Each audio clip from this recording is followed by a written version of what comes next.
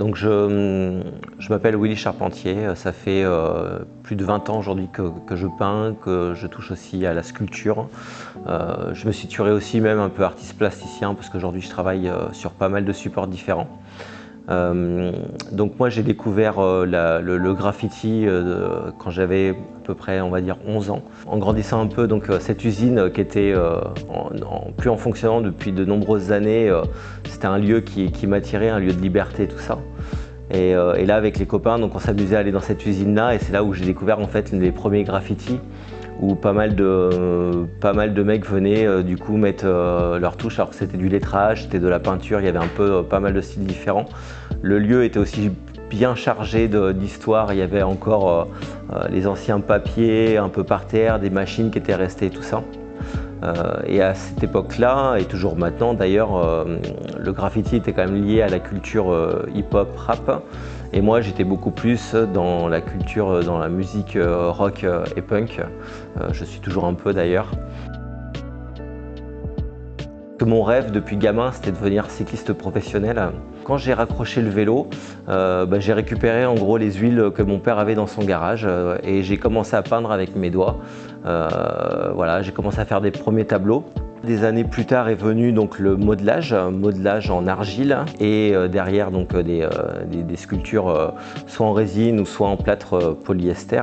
Et au bout d'un moment de cet univers-là, je m'en suis un peu lassé.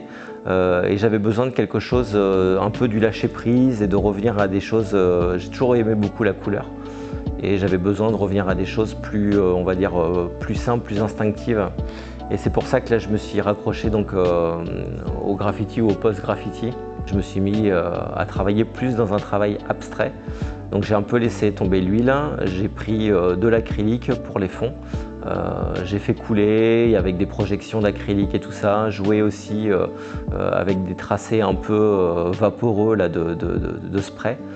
Et est venue donc la peinture abstraite avec des formes et des couleurs et quand même avec un petit travail autour du lettrage, même si on va dire que le travail de lettrage, c'est pas ce qui m'intéresse le plus, c'est disons une base, un point de départ, souvent quand même pour un travail après qui peut partir un peu en abstrait. J'ai pas fait d'école d'art, j'ai jamais pris un seul cours de ma vie. J'ai toujours, que ce soit en peinture à l'huile, en sculpture ou en graffiti, j'ai toujours fait un peu par moi-même. J'ai toujours appris en regardant le travail des autres, en allant voir les musées, en ouvrant des bouquins. Voilà. Ça a toujours été la curiosité qui a fait voilà, que je me suis intéressé à des choses un peu différentes. Aujourd'hui, dans mon travail, il y a aussi une grosse partie, on va dire, par rapport au recyclage. Je crée des déchets quand même quand je peins, avec les bombes de peinture qui sont vides, par exemple, qui deviennent des déchets, ou les caps qui sont bouchés.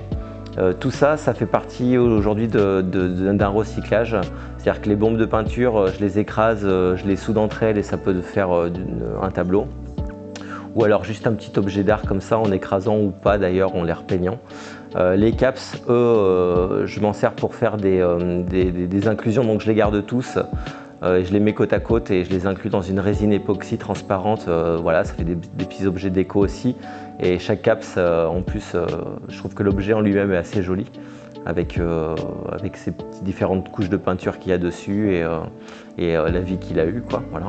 Alors des fois je trouve des objets un peu dans la rue, comme ça que je peux récupérer, que je peux repeindre un peu à ma façon et leur redonner une autre vie, quoi. Voilà. Donc là on se trouve au cœur de l'exposition Sanam qui a débuté déjà depuis 2 mois à peu près. Là on est au cœur du village de Portet-sur-Garonne, dans un château qui est maintenant centre aussi culturel, donc qui propose des expositions aux artistes.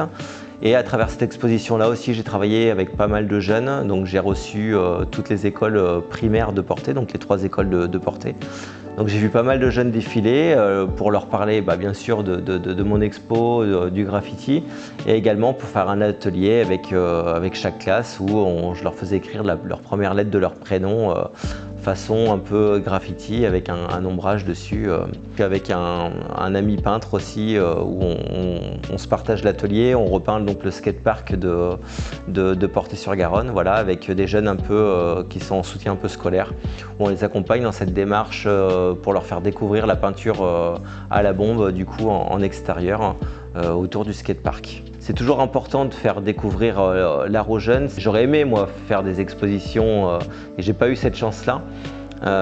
Du coup, voilà, pour pas réitérer la chose, moi je suis vraiment ouvert à ça, à faire découvrir l'art aux jeunes, à partager avec eux.